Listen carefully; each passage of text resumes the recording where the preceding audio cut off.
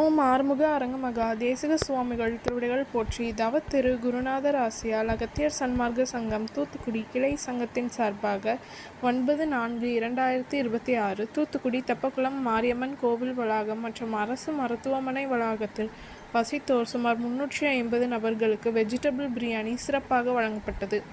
வழங்கியவர்கள் Thoothukudi Suresh IAS academy மாணவர்கள்.